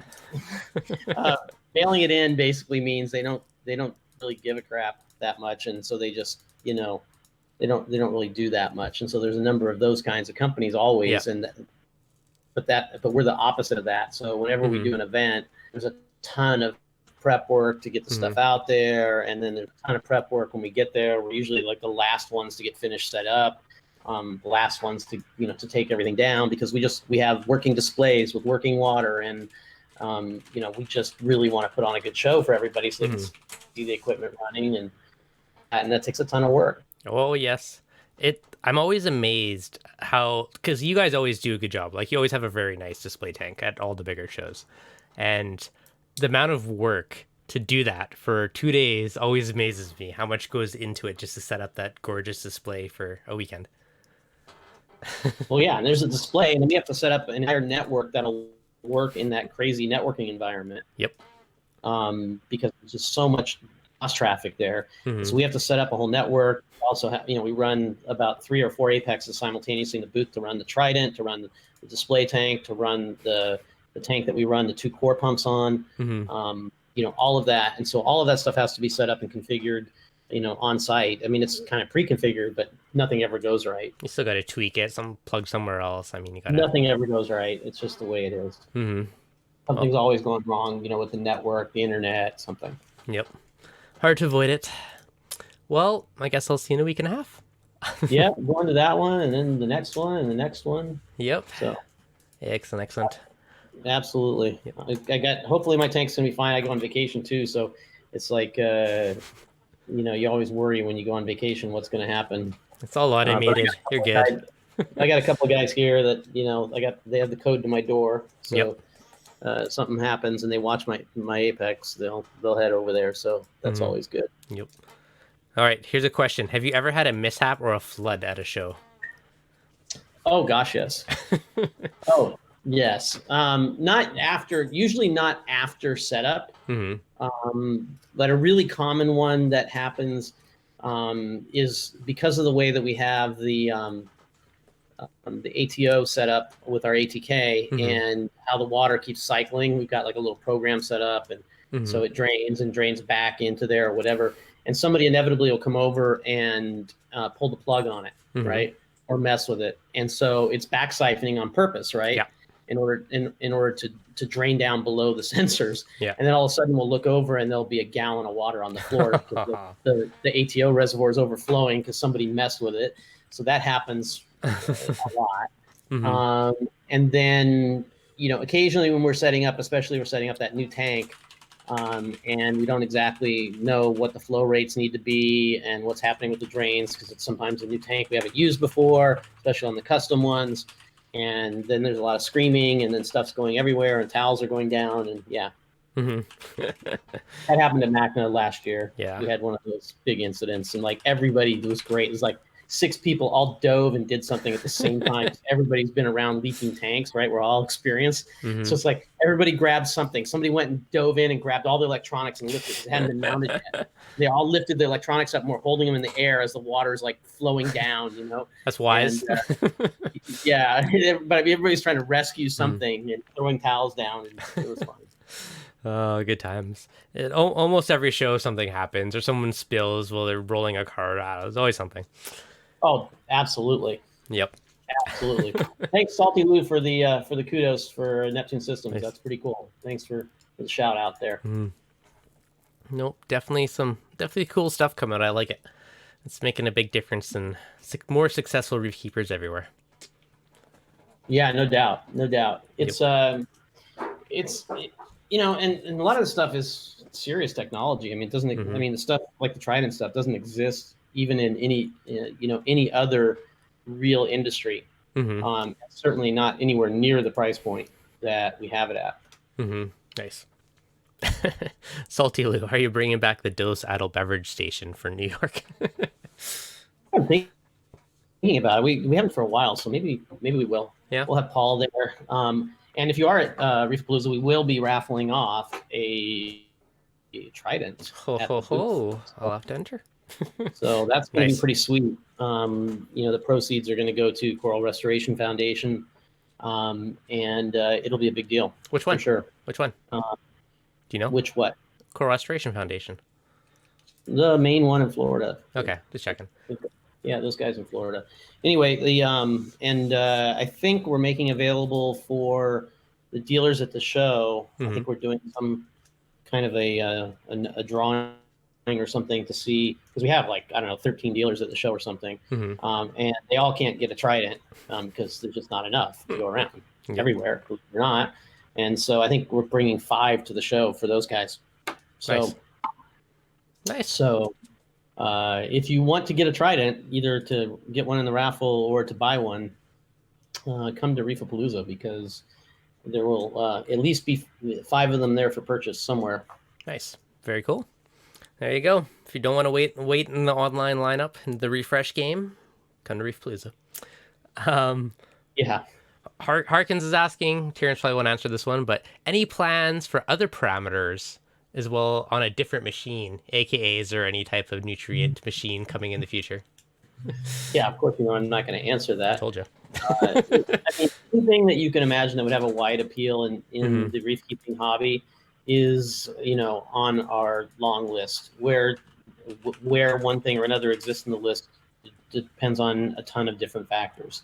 So, would we love to have a product like that? Absolutely. Who wouldn't? I'm gonna guess yes. One day, eventually, it will come, because that would be a good one to pair with it. You're talking about stuff that's super difficult here. I mean, this is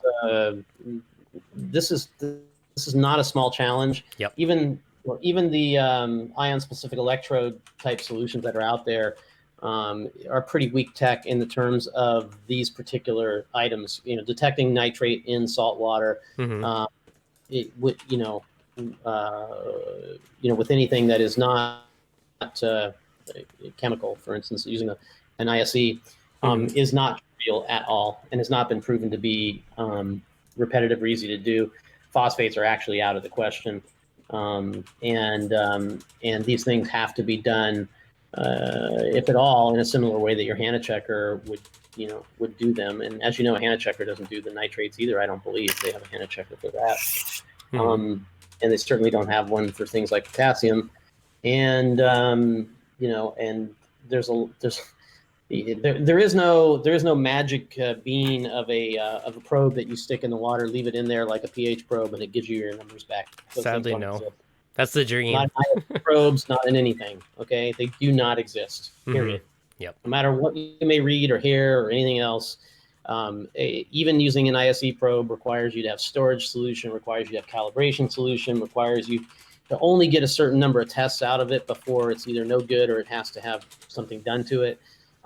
There is no magic bullet here in this regard. And as far as us doing anything in that area, who knows?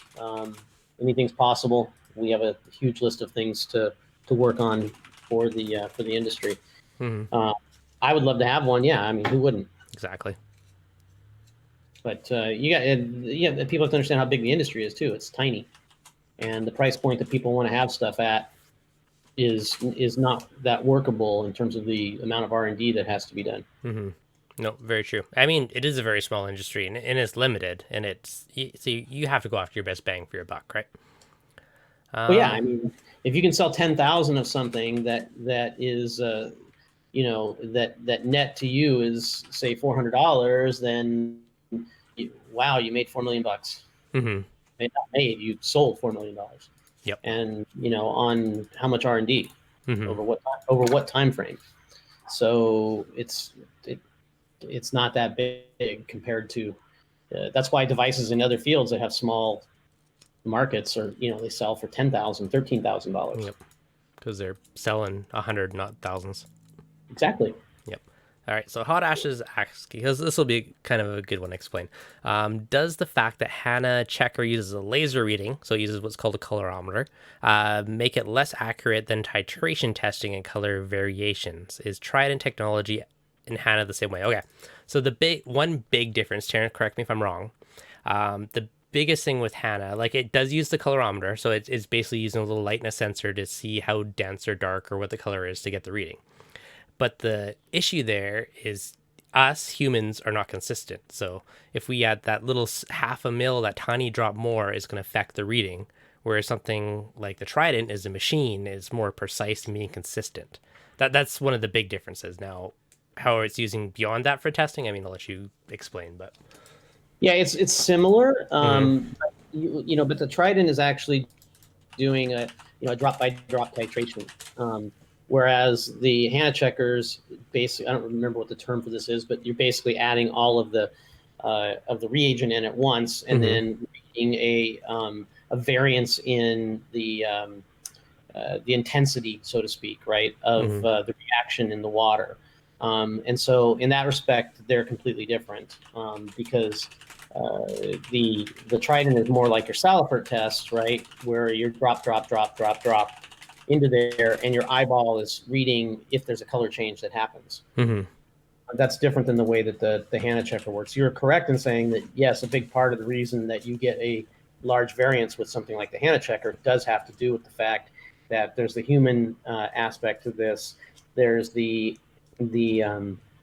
accuracy of the the syringe and the tip that's in the syringe and how much goes in and how old the reagent is, how many times it's been opened. All of these things go into play, and that's why you get more variance there on a HANA checker.